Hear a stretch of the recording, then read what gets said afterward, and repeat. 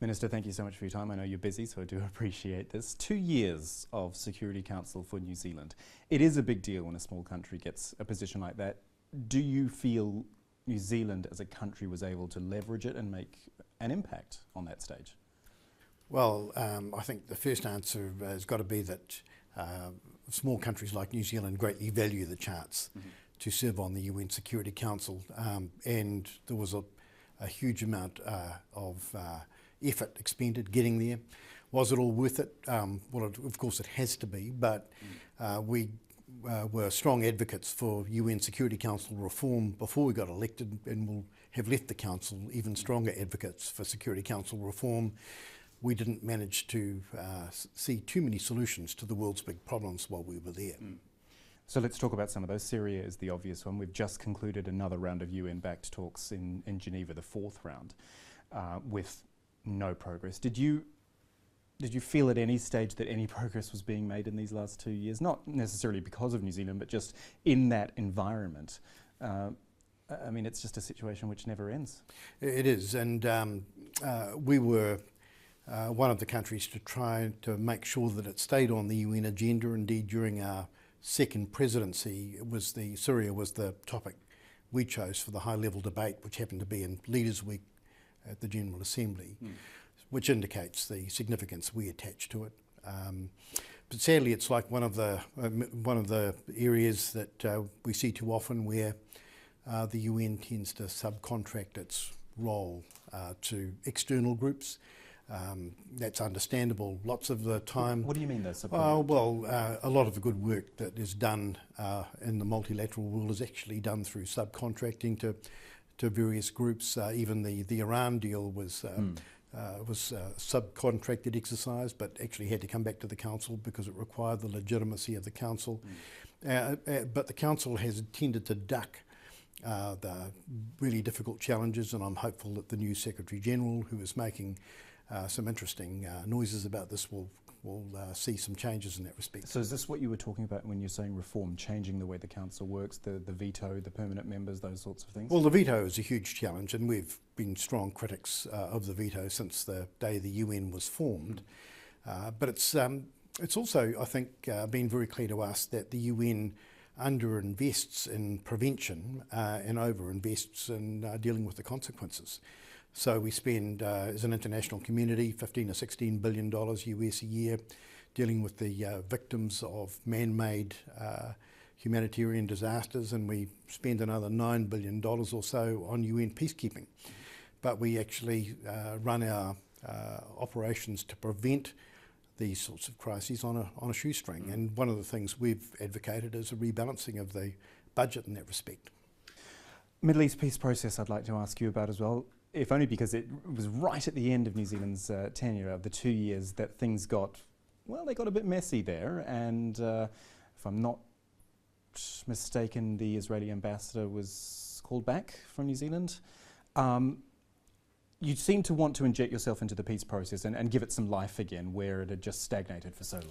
Well, for the obvious reason that this has been a high agenda item on the Security Council for a long time. It was the subject of a bi-monthly debate in the UN Security Council, which indicates the significance that the international community attaches to the Middle East peace process. But sadly, nothing happens, does it? Well, not enough. And the fact that the UN Security Council had not passed a single resolution on this topic for over 8 years is something that we felt was unsatisfactory. Now, as things turned out, there was always going to be a flurry of activity, if indeed one was possible, after the US presidential elections, and that's indeed how things panned out.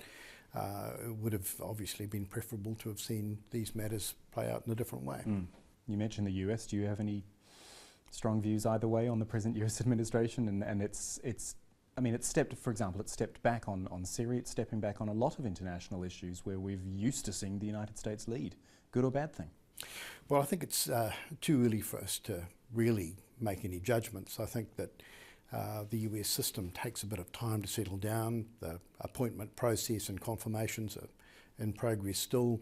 And then there's the question of the new administration working out what its real agenda is going to look like in practice.